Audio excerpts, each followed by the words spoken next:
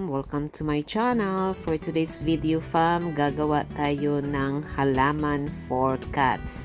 Yung tinatawag nilang cat grass fam. So nabili namin to sa TikTok shop. Nakita ko lang, first time ko lang tong gawin para sa mga cats namin fam. Ito yung container, yung level niya ng water nilagyan ko. Tapos ito yung cover niya, open lang siya. Actually may butas-butas siya.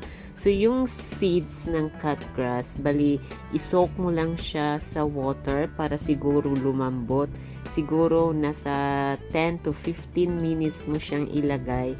So after siya nakababad sa tubig, pwede mo na siyang ilagay dito sa ibabaw ng container. Tapos ayun nga, yung sinabi ko, lagyan ng water sa ilalim. So kusa na yan siyang tutubo fam.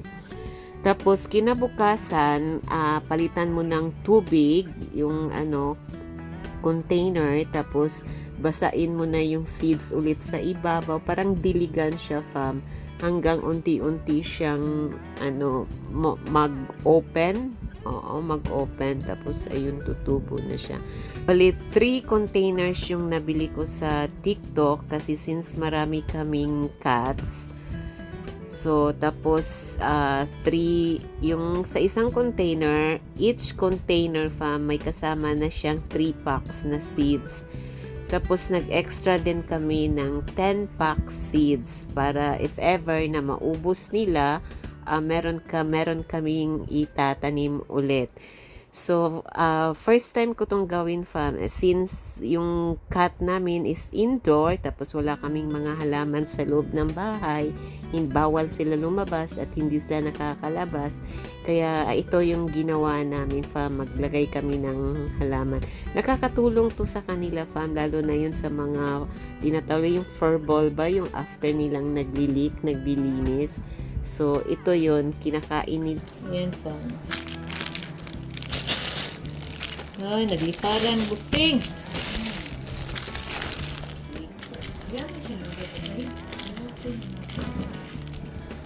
Bakit?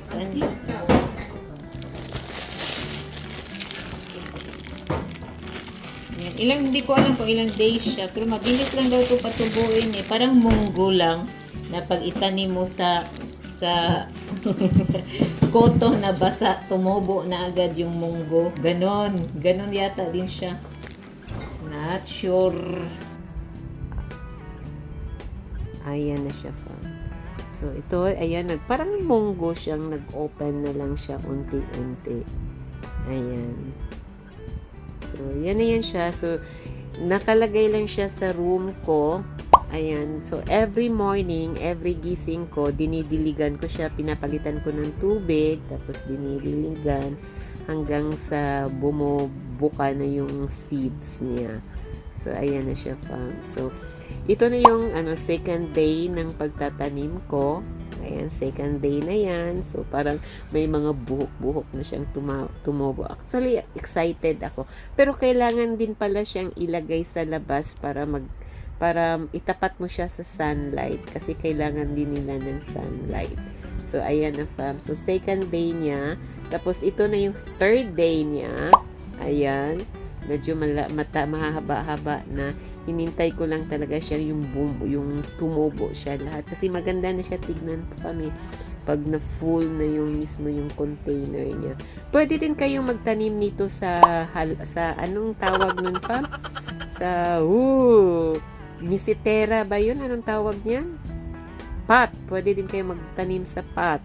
Ayan. So, actually, fam, meron akong tinanim sa pot doon sa labas kasi may mga pusa din kaming pinapakain sa labas. Alam ko naman na may mga damo doon sa labas, mga halaman. Pero dito kasi banda sa bahay namin, fam, wala. So, dyan sila nagtatambay. So, kaya inaisip kong magtanim sa labas doon sa pot na may mga soil, doon ko nilagay. So, tumubo na rin sila. So, mga 4 na pots yung may tanim doon. So, nandoon lang sa labas para yung matambay na pusa dito sa amin fam, pwede nila din kainin yun. So, ito na yun, pang-4 na 4 days. Pang-4 na yan. Ayan, tumubo na siya. So, kailangan mo lang talaga siya diligan everyday, fam. Palitan ang tubig, tapos diligan mo, tapos same level pa rin. Ayan na yun. O, diba? So, masaya na ako, fam. Nakita ko. Masaya ako kasi, ayan, tumubo. Para lang siyang munggo.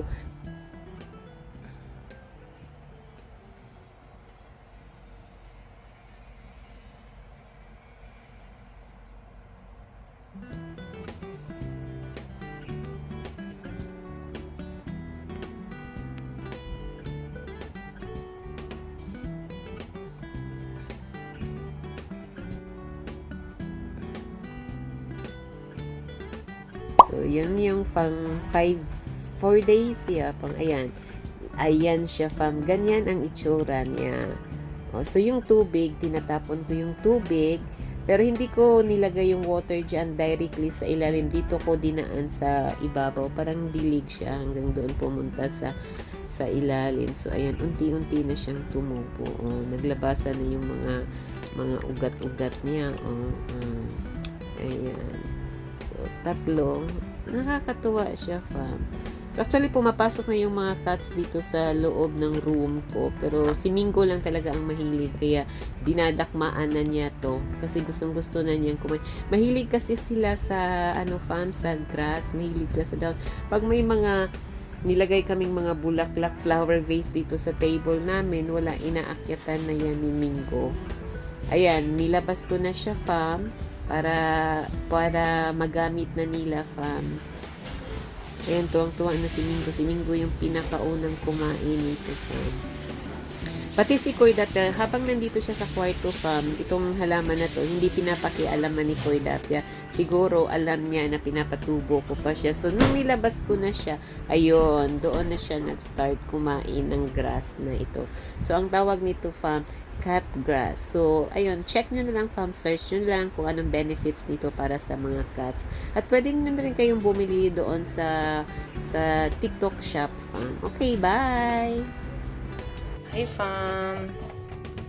Magtanim ulit tayo, fam, ng halaman for cats. Ito yun siya, fam. Tinatawag na cat grass. Ubusin na lang natin, fam, kasi mga na lang ito. 3 pack na lang siya. Naglagay tayo ng water dito.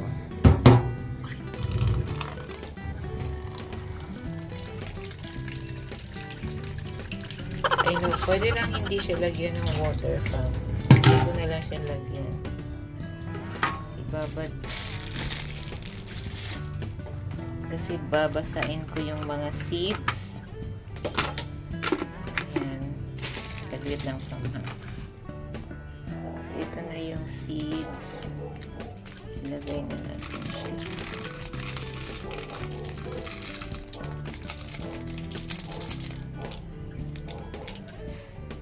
Ayan. Konti na lang, fam. So, dapat mga 2 pack man lang. Naubos, kailangan ko na naman mag-order ng panibago.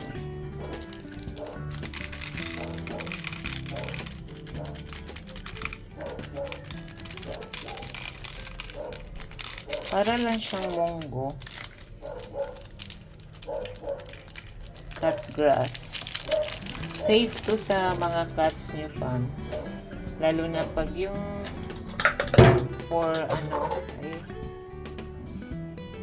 so, konti na lang talaga siya, fam. So, dapat, siya, mga kahit 2 packs man lang.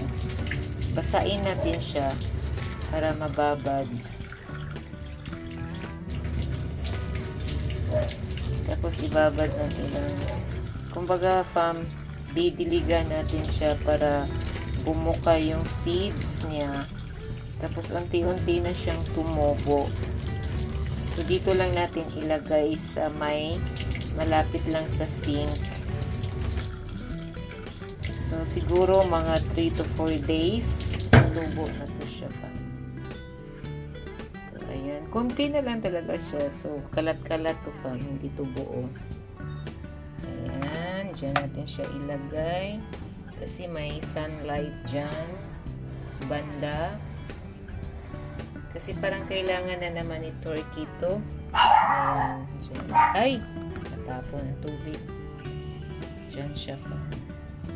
So, I think 3 to 4 days. Mga ganyan, tutubo na yun siya. Diyan natin ilagay. Para yung sunlight pag pumasok, magkaroon din siya ng araw. So, hintayin natin siya ng ilang days pa.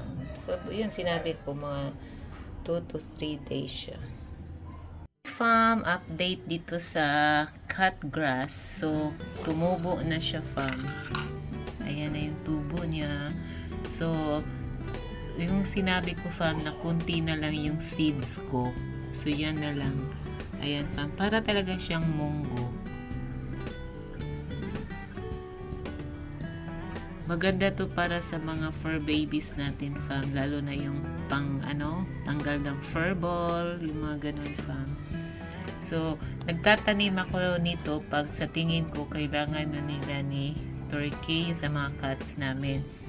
Kasi, minsan kasi pag nilagay ko lang doon sa sahig or sa lagayan nila, pinaglalaruan na lang nila, natatapon yung tubig, nagkakalat yung dahon. So, nagtatanim lang ako pag sa tingin ko kailangan na nila.